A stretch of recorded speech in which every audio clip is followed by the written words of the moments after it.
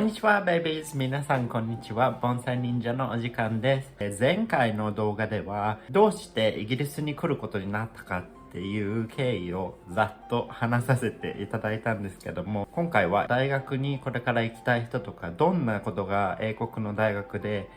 勉強できるのかとか、どんな感じの生活なのかっていうのを焼いていきたいと思います。部屋の掃除をしていたら、こんなものが出てきた。ちょうどイギリスに引っ越してこようと思った時のノートブック、なんかすごい懐かしい。これを見たら2007年の7月の6日に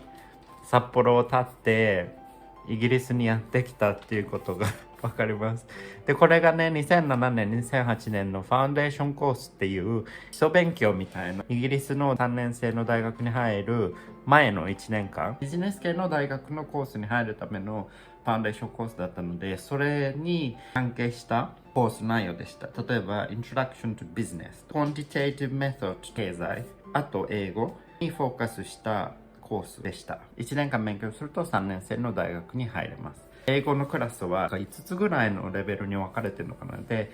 うちの場合はアドバンスクラスでみんな英語を普通に話せる人だったので、10人ぐらいのグループだったんだけど、みんなすごい仲良くやれました。ファンデーションコースが終わりに近づいてきて、マネジメントサイエンスっていうのを選びました。で、マネジメントサイエンスってビジネスマネジメントにプラススタティスティックスとか使ってこうビジネスをやるみたいな科目超適当で、例えばさ、スケジューリングとかファクトリーがどうやったらエフィシェントにできるかとか、統計とかを使ってプロブレムをソーブするっていう科目でした。1年目はビジネスの基礎、アカウンティングとかファイナンスとか、あとはまた統計関係、エコノミクス、マーケティング、数学っていうのがメインになりました。日本の大学に行ってないかわかんないけど、イギリスの大学の良いところというか、自分で勉強する時間っていうのがものすごいたくさん。で、多分1週間に20時間もショートコースはないかな。あとはみんなライブラリーで勉強したりっていう感じだった気がする。でももう覚えてないけど。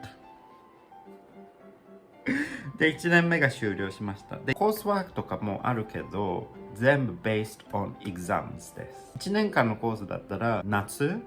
に exams。で、半年のコースだったら、1月に exam があります。なんか2ヶ月、3ヶ月のトートモジュール勉強して、で、その後に exam がやってきて、で、exam でどれだけスコアできたかっていうのによって、最後のファイナルイヤーリゾートっていうのが決まります。2年目は1年目よりもフォーカスした1年。コーモジュールっていうのはみんなに与えられたんだけど、もうセレクションモジュールっていうのもありました。3年目はこういうコースでした。3年目はディサテーション卒業論文みたいのがあって、3年目の後半はそれにすごい時間を費やすっていう感じでした。最後のresults っていうのは3年間の成績のアベレージ、確か 75%、70% 以上だとファーストクラス、その 5% 下ぐらいだとアッパーセカンドクラスって言って2-1って呼ばれるディグリークラシフィケーションで、その 5% くらい下だとローワーセカンドクラス2-2っていうクラシフィケーションで、無事に卒業するとディグリーサティフィケートが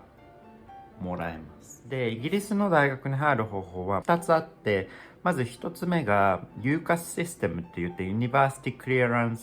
Assessment System かなっていう方法があります。で、UCAS っていうのはイギリスの普通に学校に行ってそれから大学入ろうっていう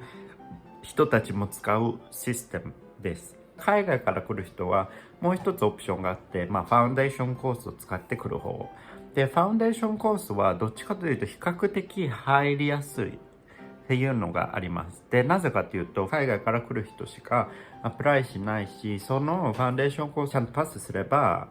必ず3年生の大学に入れるっていうシステムになっているので、1年間アディショナルな勉強をしなきゃいけないけど大学に入りやすいと思います。これから勉強をしに来ようって考えてる人はまず大学を探す。で、その後その大学のコースのリクワイアメントっていうのを探して、ってファウンデーションコースがあるかどうかも見てみてください。ファウンデーションコースって、もちろん基礎のことを勉強するっていうのもあるけど、イギリスの生活をしたことがない人とか、初めて海外に出る人っていうのは、やっぱり普通の勉強をいきなり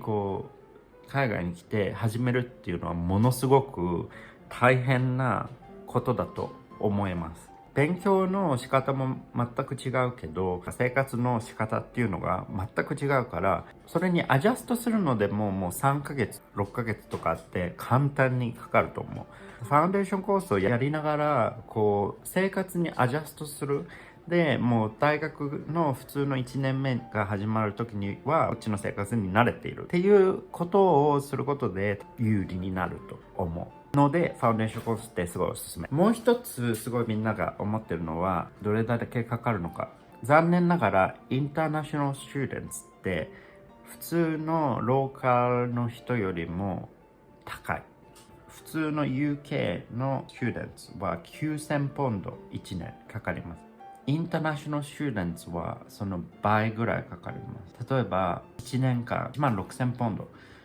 230万ぐらい今はかかります。海外からの勉強しに来る人にはもうコースフィーがとりあえず高い。だから日本の私立の大学とかに行くと同じぐらいって考えた方がいいのかな。大学の勉強の科目の話とかをしたんだけど、どんなことをしたかっていうのを話していきたいと思います。多分どこの国も同じだけど、サークルみたいなグループスとかがダンスがあったり、フットボールとかスポーツ関係のグループがあったり、あとクワイアとかもあったりっていうのがいろいろありました。まずファウンデーションコースに入った時、ローカルのカフェでバイトを始めました。しばらく経ってスターバックス UK に入って、スターバックスではもう大学にいる間ずっと4年間働きました。週20時間はバイトしてました。で、コースワークして、で、あとジャパンソサエティっていうのがあって、で、日本の